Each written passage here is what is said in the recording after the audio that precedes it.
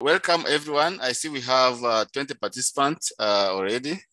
Welcome everyone to this afternoon presentation by Dr. Elissa Faro, Assistant Professor at the Iowa University in the USA. She will be presenting on anthropological approaches for implementation science research for infectious diseases and non-communicable diseases. So welcome, Elissa. Feel free to add to the introduction, and I hope you'll be able to share everything and start the presentation soon. Welcome. Thank you so much, Joel, and thank you for organizing this. I'm very excited to be here. Here we go. Great. I'm very excited to be with you this afternoon. I'm sad that it's not in person, but I understand, and I'm glad that we were able to pivot to a virtual meeting. So thank you for having me, and thank you all for joining us this morning. As Joel mentioned, my name is Elissa Faro. I am a medical anthropologist and an implementation researcher, and so I do that work both globally and in the United States, primarily focused on women and children's health, but I also do sexual and reproductive health and a little bit of infectious disease and mental health and things like that thrown in there. And you'll see how these things all connect, hopefully momentarily, if I can share my screen. Can you see my screen? Yes, Elissa, thank you. Thank you so much.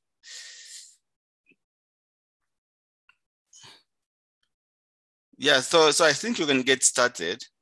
Welcome.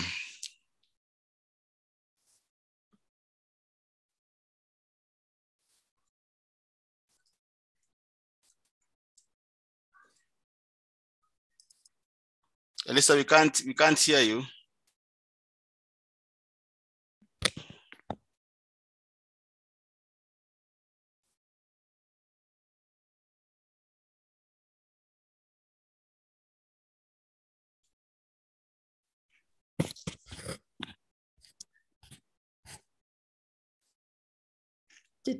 Did it just cut out, Joel? Hello? Hello, Elissa. You can go ahead with the presentation. Sorry, did it just cut out? Can you hear me? I can hear you, but we can't see the presentation. Okay, now can you see it? Yes. Okay. So, I don't know where I left off, but I am going to talk a little bit about anthropological ethnography, which is the approach that I bring to the implementation research projects that I work on. And I'm going to give some examples focused on mental health and sexual health. But then after our meeting this morning, I decided to expand some of the examples a little bit more and really get into the nitty-gritty a little bit more of some of the projects I have worked on or currently. So why do we have implementation research? It's from 1995, but I don't think things have changed that much, right? That the latest research shows that we should really do something with all this research. So that's where implementation science comes in. And so why isn't more of that research used successfully? Well, as we know, there's lots of really great evidence-based randomized control trials and effectiveness studies and intervention development and all of these things. And it's really great. But the idea of like a randomized control trial is that it's in a controlled setting. And so when we try to implement those evidence-based interventions into the real world, the real world is not controlled. It's dynamic and complex and populated by humans who are not always rational or predictable. And so what ends up happening, and maybe you've seen this before, but I think it's always such a nice reminder about what sort of happens with our research. So people do research and publish research for lots of different reasons, but some of it isn't sort of necessarily up to date. Some of it is has bias. Published in full. I think we all have probably research projects and manuscripts that are sort of sitting there and always end up at the bottom of the priority list. And some 50% isn't like usable, but then even to the parts that get published, as little as 14% of that evidence that is published is ever implemented, and it's unclear how much of that has been sustained. And so it takes about 17 years to get research evidence implemented into practice in the real world. And so implementation science is the scientific study of the methods to promote the uptake of research findings into routine healthcare and clinical, organizational, or policy contexts. That's from the inaugural issue of the journal Implementation Science. I think it could be expanded a little bit more. We have it in education and various other things now, but that's sort of the early definition of implementation science. And so just to sort of put it in the clinical translational research spectrum, we have the basic discovery where we're looking at the various actual mechanisms. And then we have efficacy trials. And then that effectiveness, implementation, dissemination part is really where we're thinking about turning the evidence into practice. And it is, I like those two arrows on either side because it really is a sort of iterative process where we sort of do a trial to put something into practice, and we learn a lot about what did and didn't work. And so we sort of try implementing again and again. And so even over the course of, say, a 5-year implementation project, it can go back and forth across the different parts of the spectrum because it's iterative and real-time implementation research. And so intervention development is really more like efficacy and effectiveness, whereas I said implementation science is really focused on the adoption or uptake of interventions by its intended users.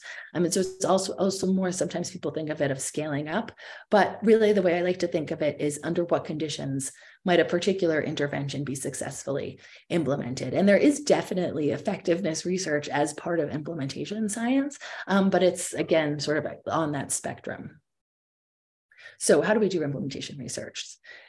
The way I think of it, and the sort of most simple way to think about it, there are 4 essential questions, right? What needs to change? What's the gap between what we know and what's actually happening? And we're going to talk about some of the ways that I figure out sort of what needs to change, and that really is focused on working with stakeholders and seeing sort of what their needs and wants are.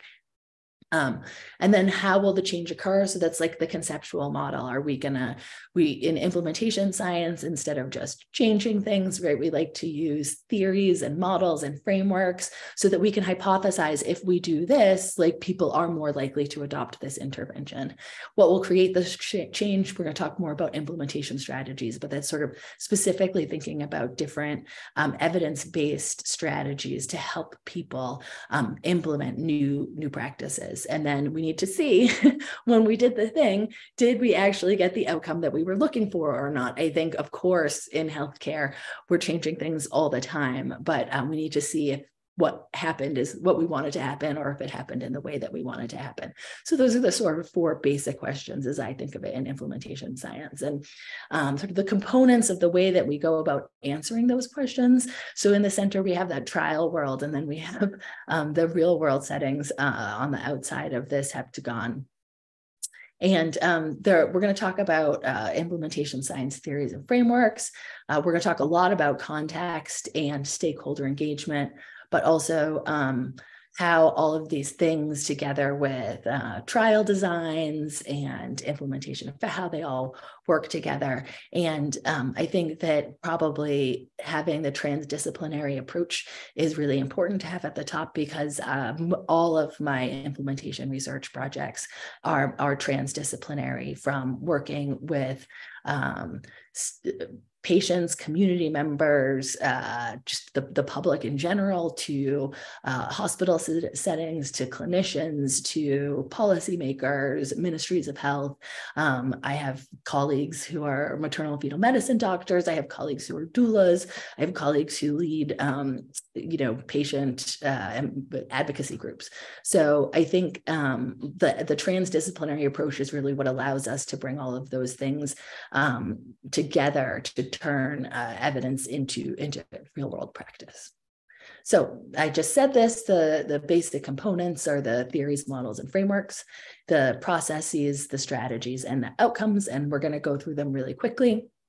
just so that I can explain how I think about them, because I know sometimes people talk about them differently, and I just want you to sort of understand what I'm talking about when I go through the examples. So implementation models, theories, models, and frameworks. There are lots of them. There are over 112 dissemination and implementation frameworks currently in use.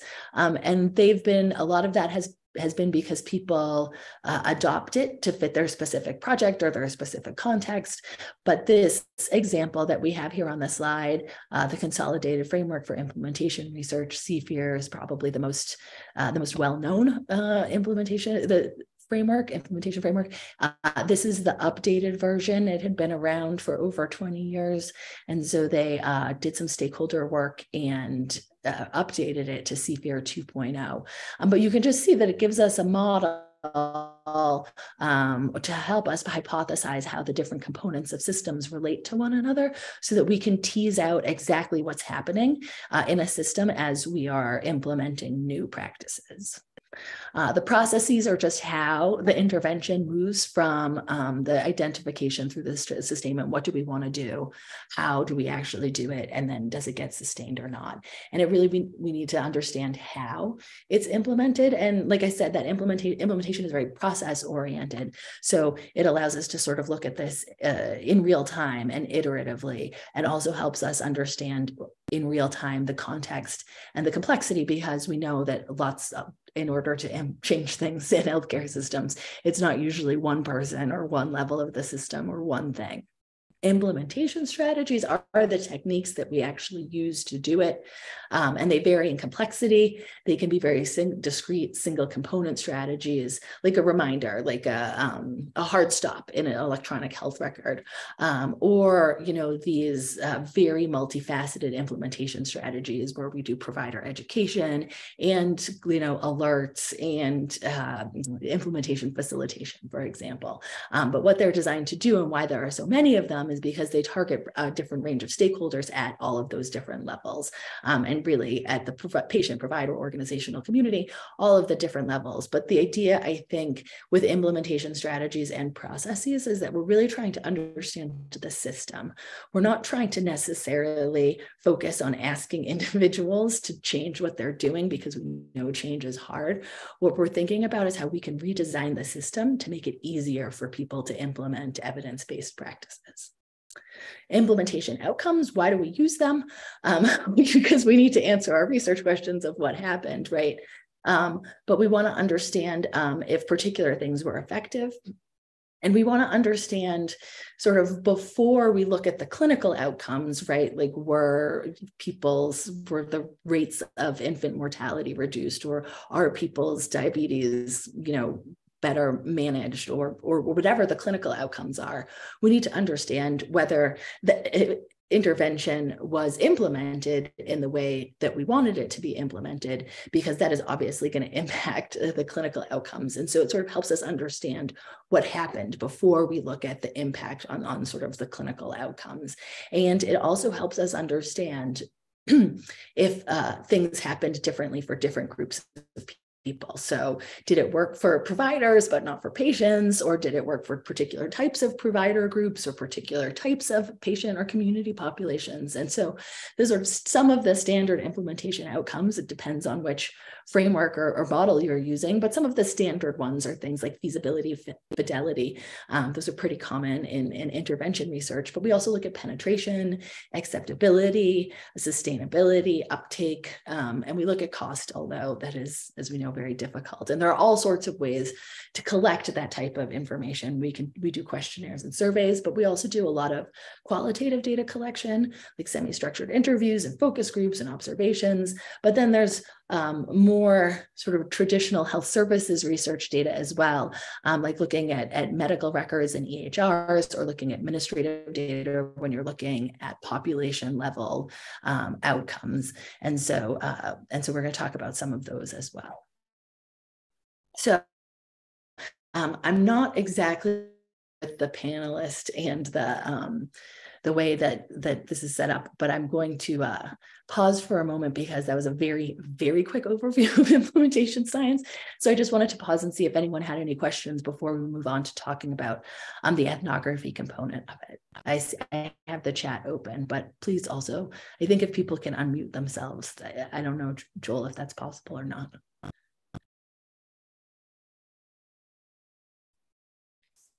Yeah, that's a possibility, but you know, I don't think you have any questions at this stage. Maybe it would be better for you to proceed, and you know, colleagues could drop questions in the Q&A, and we respond. You're going to respond to all the questions at the end of your presentation. Great, thank you. Okay, so anthropological ethnography and implementation science. So the majority, as I just the majority of implementation research is fundamentally mixed methods, because it allows us not only to identify components of the intervention were adopted by whom, right? Like how many people got the vaccine, but also sort of how and why, which is where the qualitative part comes in. And so it helps us understand not just whether it works, but as I said, how it works,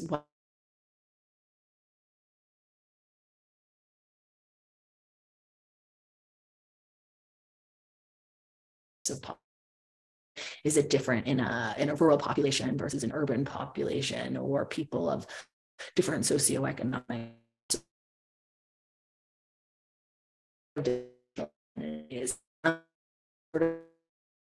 identify what can be adapted in the evidence-based model and what needs to stay the same in order to make sure that it's successful with communities.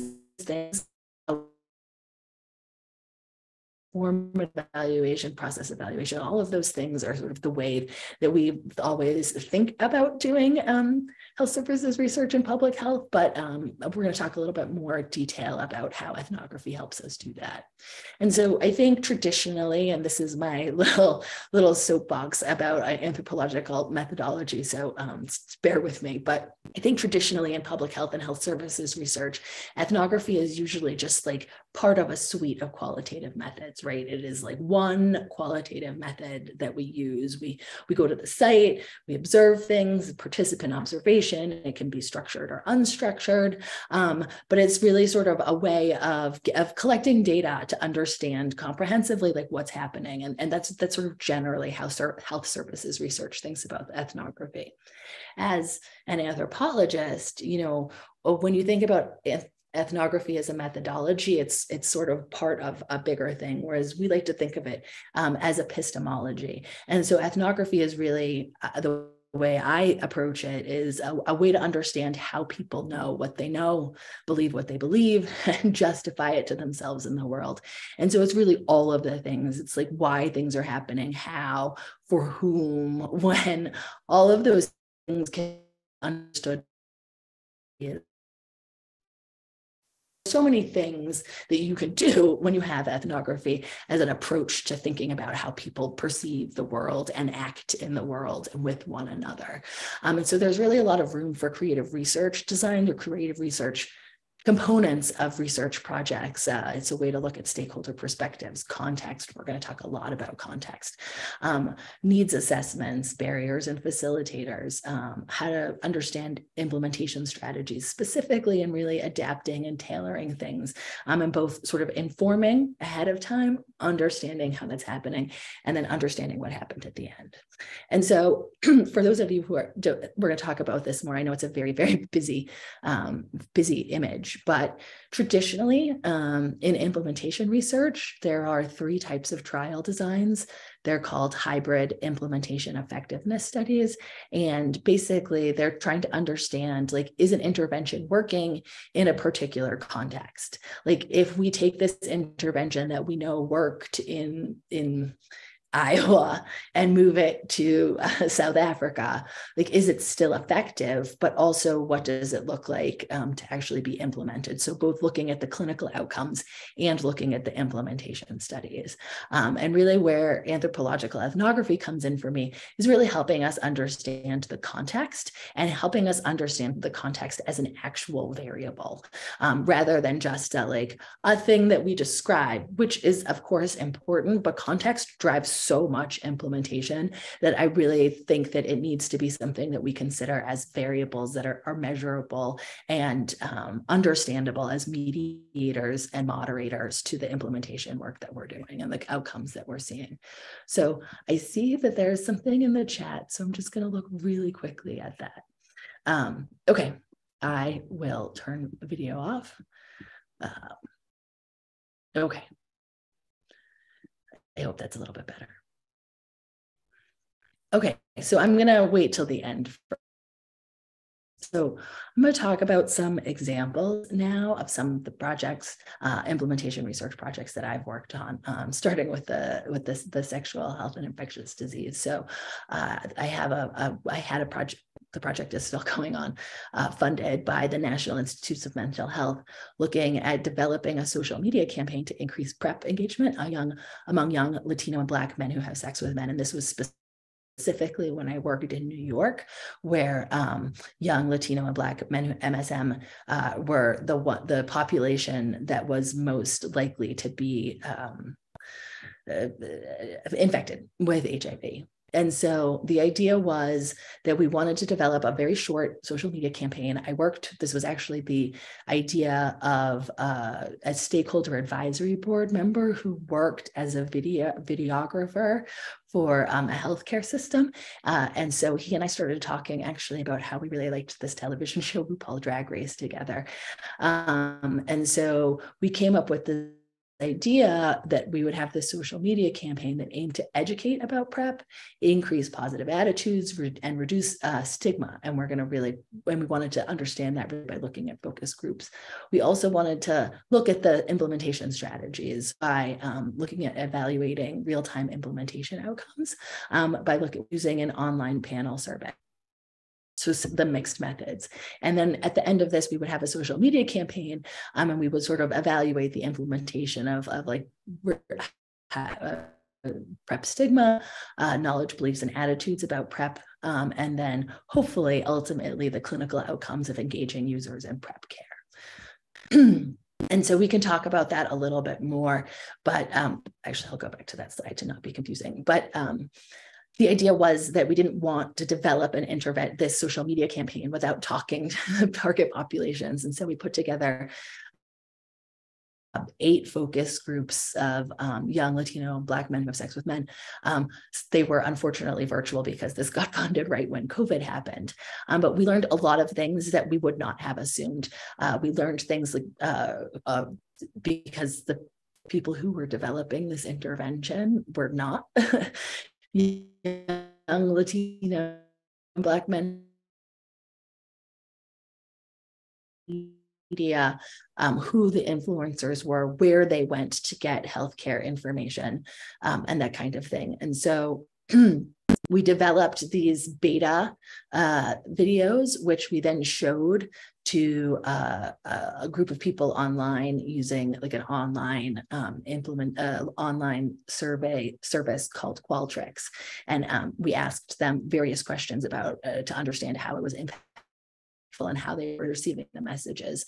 And the social media campaign is about to launch. And so what the plan is to sort of see who was viewing the videos on which platforms and who was posting things, and doing a qualitative analysis of like what the posts and the conversations were. And then also looking to see which of the posts led to a PrEP informational website that we created that would connect people to PrEP providers in their area.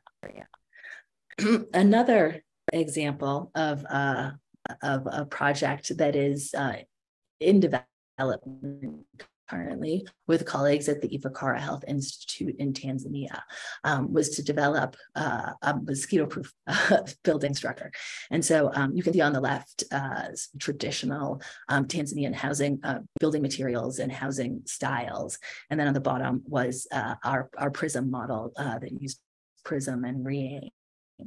And the idea was to do a needs assessment to understand with both focus group discussions and stakeholder interviews how people chose, what their houses were going to look like, but not just the people who would be living in the houses, the people who build the houses, the people who provide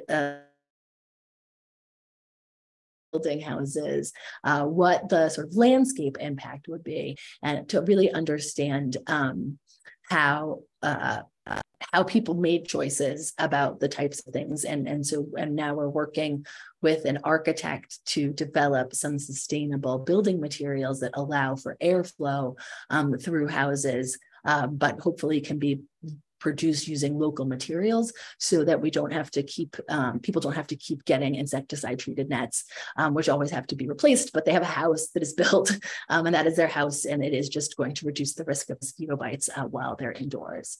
And then we were going to sort of assess the actual risk by looking at mosquito exposures in various controlled environments, which is not my area of expertise, but that's why I have a multidisciplinary team of people working together on this.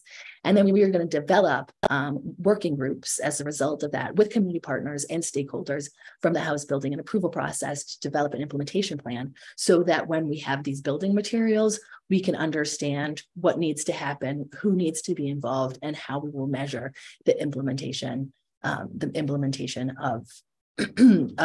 a new housing structure. I saw that someone had their hand raised. Joel, I'm happy to pause. Thanks, Elissa.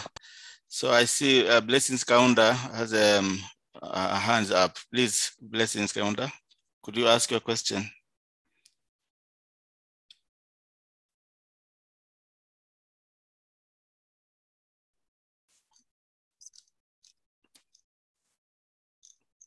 Hello, Blessings.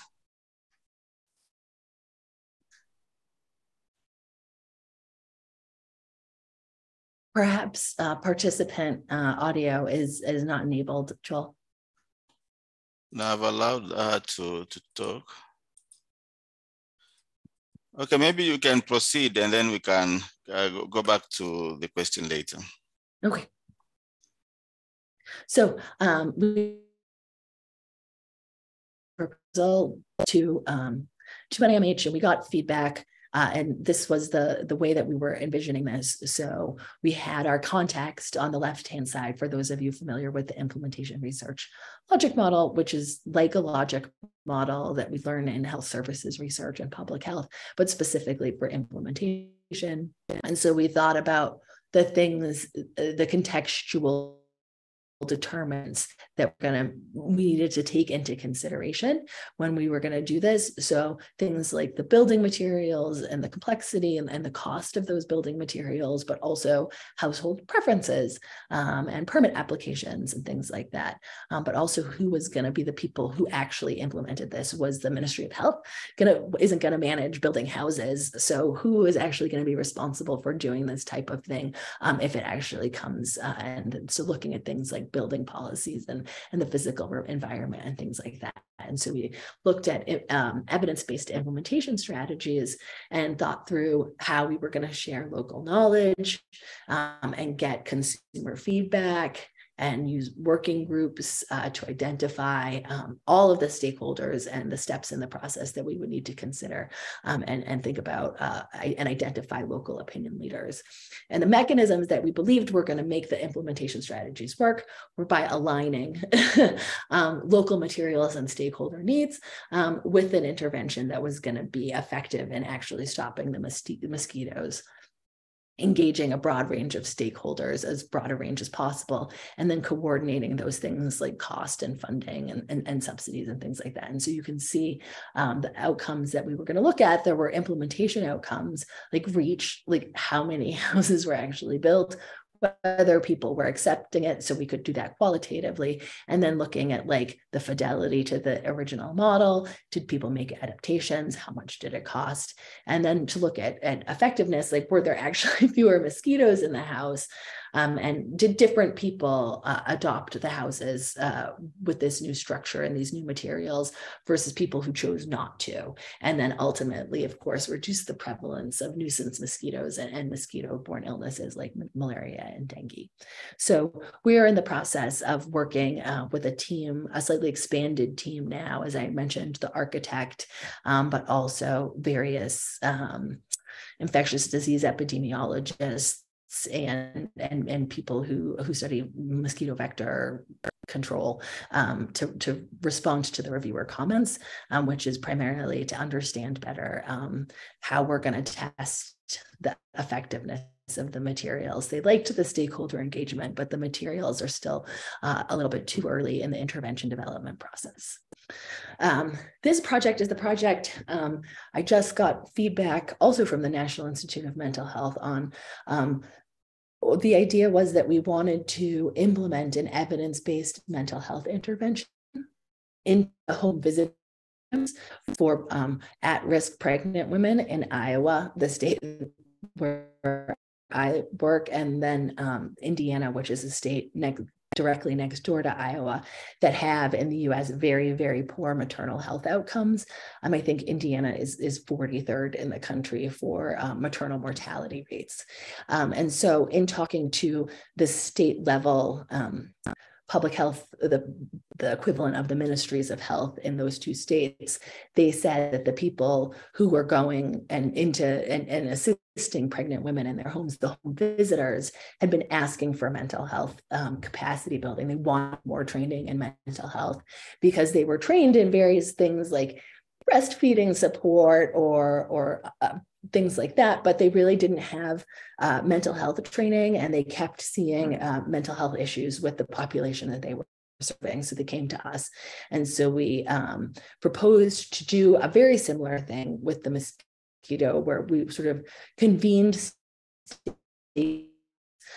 to sort of come up with a plan. We already had the evidence-based mental health intervention, which is called Mothers and Babies, and was developed specifically for pregnant women, but it had never been implemented in these contexts. And then we were going to run a randomized control trial where we looked both at the effectiveness of this Mothers and Babies intervention. So, and the two clinical outcomes that we were looking at were the severity of depressive stress, which are clinical outcomes data that are already being collected by the state departments of health. So we weren't adding any additional data collection onto their plates so that it was sustainable sort of from the beginning. And then to sort of use mixed ethnographic methods that I've talked about, including surveys, interviews, observations, as well as GIS, geographic information systems data, to sort of understand the implementation experience, also the implementers, and sort of understand how various structures and systems affected their experience of the intervention. And so the theoretical model that we're using for this, because we're about to resubmit it in July, you can see again that variable hybrid that I mentioned, where we have the intervention on the upper right, which is this evidence-based mental health intervention called Mothers and Babies. And on the top left, we have an evidence-based implementation strategy called implementation facilitation, which we know specifically works. And so we know both of those things work, but what we really wanted to do was understand the content in Iowa and Indiana. And the interesting thing about home visiting programs in these two states is that they are not homogeneous. They have different models, they have different people delivering the home visiting. So sometimes it's a nurse, sometimes it's a social worker. indicator. They have different models of like what they do when they go into the home. There are different issues with rural people versus urban people, people of different racial and ethnic backgrounds, people with different literacy levels and socioeconomic status. So we really wanted to understand, we had an evidence-based intervention and an evidence-based implementation strategy. So we really wanted to understand context as a variable, and then which parts of context were mediators and which were moderators. And so the way that we're going to look at that is, you can see sort of at the broadest level at the top, looking at the context. So doing things like a needs assessment and observations and getting geospatial data to understand models and organizational factors and structural bias and things like that. And then at the implementation level, collecting implementation outcomes like we talked about earlier of acceptability and appropriateness and adoption and fidelity, using both qualitative and quantitative data. And so the qualitative data would be us joining meetings that were already happening, again, with an eye towards sustainability, and then looking at questionnaires and administrative data that are already being collected. And then at the sort of at the bottom of the page, looking at those clinical outcomes of the scores of depressive symptoms and perceived stress. And again, those are data that are being routinely collected by the state departments of health as well. So we're not adding any additional burden of data collection onto these systems that are already overburdened and don't need to be filling out more paperwork than they absolutely have to. So to just sort of dig a little bit deeper for a moment into the methods, what the anthropological ethnography brings here, again, is this multi-method data collection that's really theory-driven by the concepts in those implementation research frameworks, models. And so for the mental health project that we're working on, we're using that CFIR 2.0 framework that I showed earlier. But also, we really want to amplify the voices of the communities, because they're the ones who we're trying to help the interventions for them.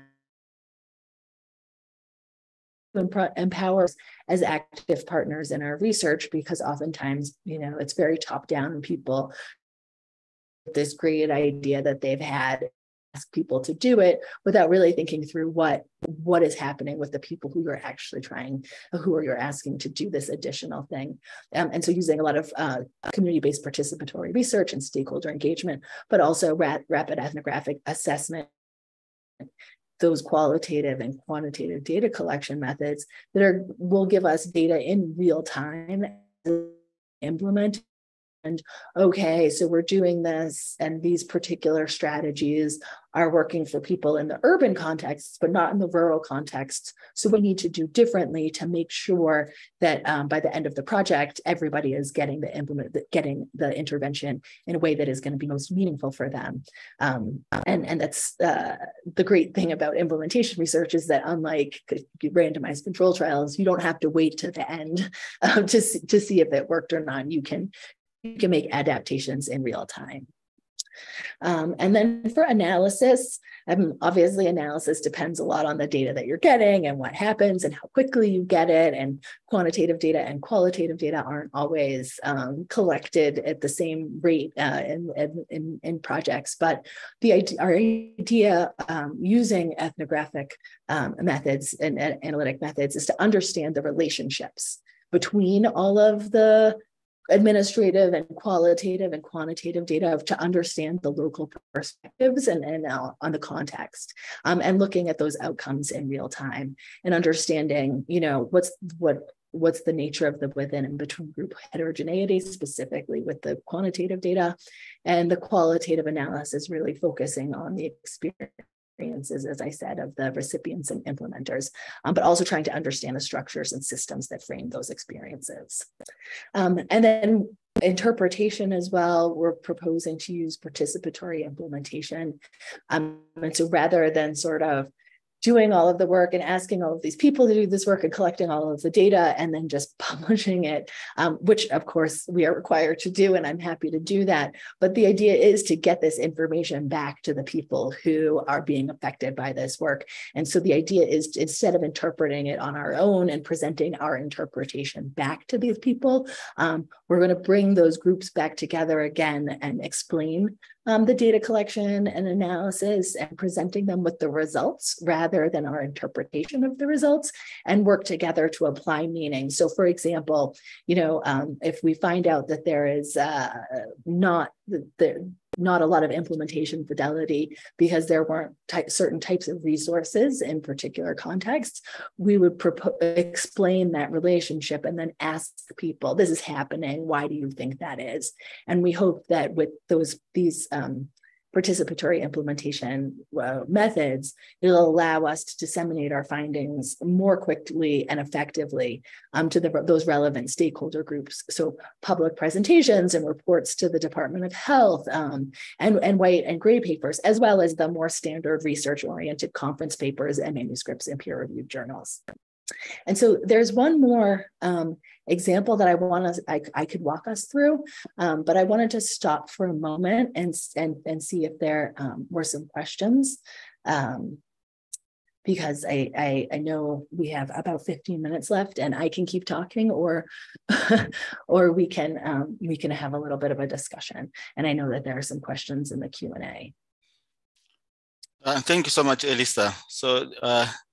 So there are 3 questions. So one of the question is, was the housing material costly and developed, easily accessed in the country? So that's question number 1. And the second question is, did the living environment improve the participants' health? And the third one is, can you clarify the ethnographic method type?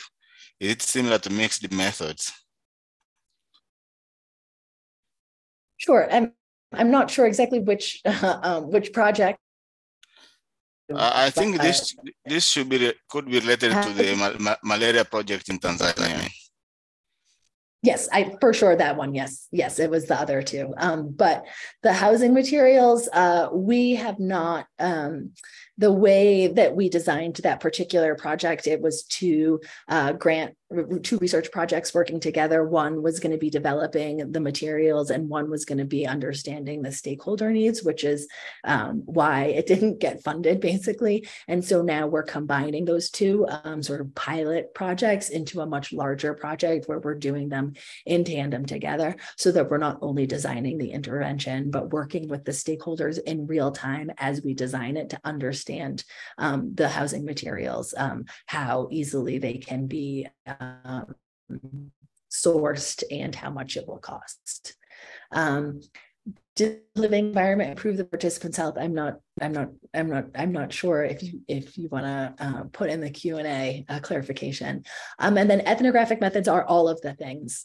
Ethnographic methods are interviews, focus groups, document review, surveys, geographic information system data, administrative data. The idea is that the ethnography helps us bring together all of those different data collection methods under one umbrella to create a holistic understanding of how the system is working and how the people in the system conceptualize what's happening within their context.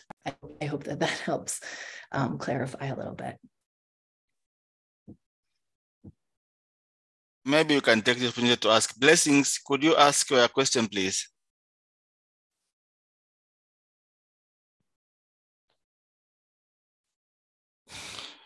Blessings, are you there? Okay, Elissa, maybe you can proceed. It just seems as though Blessings is muted. Maybe he needs to unmute himself, or can you unmute him?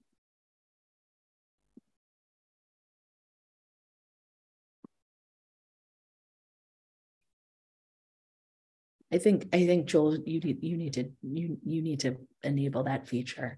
Maybe he put it in the chat. Okay, more questions. Scalability of interventions found to be effective is key for rollout at population level. How have you navigated this in your projects? Yeah, so a couple of different things, and I am not saying that it has always been successful. because, for example, some of the challenges have been, we will develop a research project showing that, and that was the example that I was going to give, a clinical decision support tool is helpful for community health workers as they go out into the community and deliver the WHO Integrated Child Management of Illness model. But unfortunately, despite all of these data that it reduced, it improved clinical outcomes, it improved effectiveness of the community health workers, the clinical decision support app was quite expensive, and the Ministry of Health wasn't necessarily willing to spend the money to scale it up to the entire country.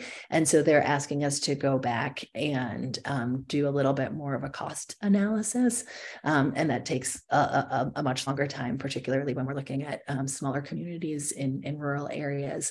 So what I took away from that was asking at the beginning the stakeholders what information will be compelling to them. So if the people at the sort of population level, whether it's the state level or the Ministry of Health level, asking them, okay, we can prove for ourselves that this is effective or cost effective or worth the implementation of it, but what data are you going to need in order for you to be able to argue to your funding agencies that it is effective and which implementation outcomes are going to matter to you? Because as a researcher, I have my own questions, but the people who are in charge of scaling up have often different requirements for the type of data that they need. And so we try to incorporate that into the research design from the beginning. Okay, for those who are not looking at the Q&A, thank you for your talk. You're welcome. What advice would you have for implementing screening programs in young pregnant mothers in South Africa? Often it is challenging for this particular group of mothers to present for the little antenatal care we have available. Screening is unavailable at public health here due to cost. Yes, that is a challenge. It's not just a challenge in South Africa. It is a challenge in pretty much every context I've worked in, whether it's the United States or countries around the world. And so I think some of the things that we have sort of effectively done is community health workers is particularly in Togo, West Africa, where I work, have been an effective way to, rather than bringing mothers in for antenatal care, to sort of have various components of pregnancy, antenatal care happen in the community in their homes. And once you sort of engage that way, it helps to identify you who need to come in either to an actual doctor's appointment or even be referred to a tertiary care center because they're an at-risk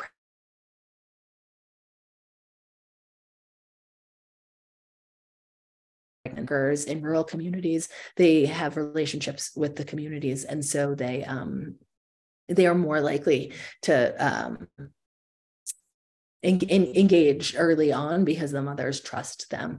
And as far as the screenings, that is, there are so many screenings now potentially. My colleagues and I are working on a novel biomarker for preeclampsia looking at copeptin, and it should be relatively straightforward, but the sample is straightforward. It's urine, but the sort of processing of it in the lab is still what we're trying to work on.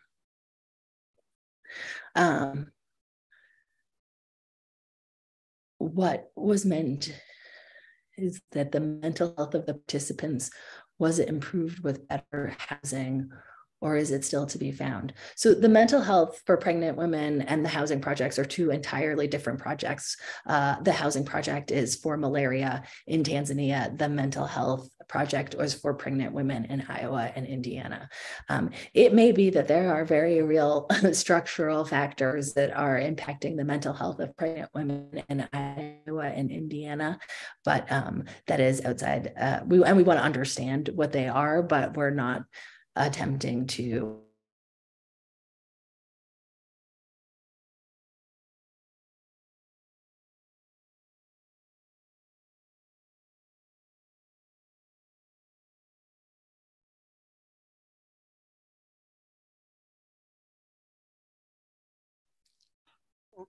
We lost you for some time, Elissa. Oh no, when did, I've been talking this whole time. When did you lose me? When you mentioned Indiana.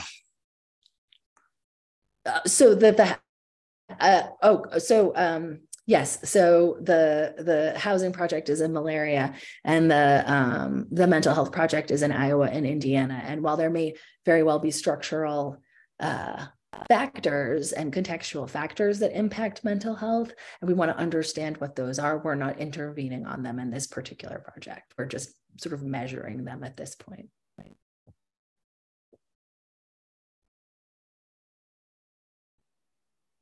So there is the last question in the Q&A, and maybe then you can finalize the presentation. Okay.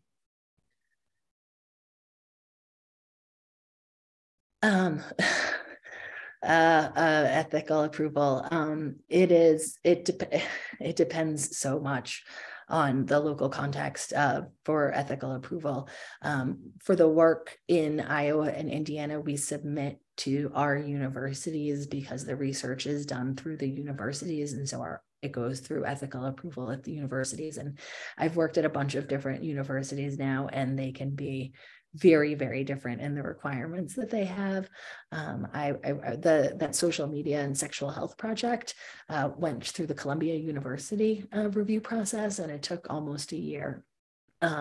Whereas the work that I do in Togo, we have to submit to the Ministry of Health and to the sort of local, not to the Ministry of Health, but to the Togolese ethical review process. And it's expensive because you need to actually pay to have them review each research project. But I will say that once you pay and have it submitted, the turnaround is actually quite quick. So the ethical approval processes are else. There's a lot of variables. And I think the idea is to make sure that you are calculating the time that might take into your research design and the time frame that you're proposing. It is true now that at least in the United States, the NIH often requires you to prove that you have ethical approval before they give you the funding. And so we usually prepare that protocol for ethical review at the same time that we write the research proposal. I know there are just five minutes left, Joel. So are there things that, being a little bit more familiar with my work, are there things that I should touch on? Or other questions that you might have, or topics that we might cover? I think you can finalize the presentation. Okay, I do have a thank you slide, so I'm just going to share my screen and go back to that. So I'm happy to share more at another time and walk through some of these projects in more detail.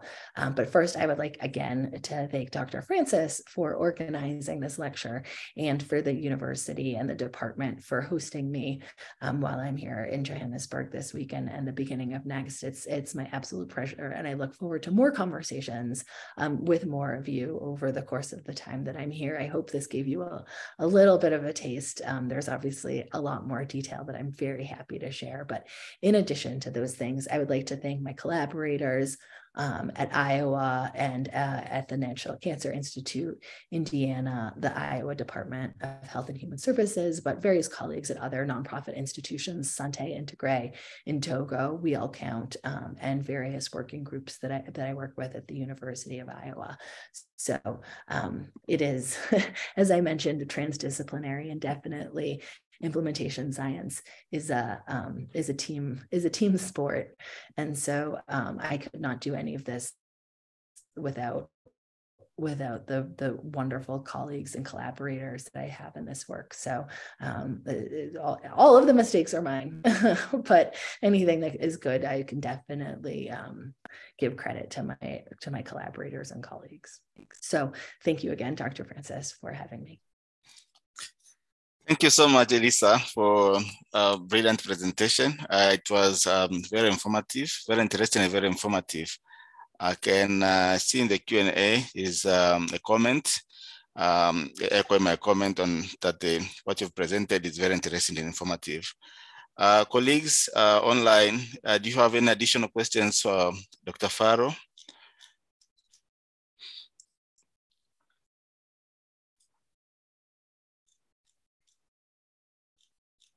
So Elissa, in absence of,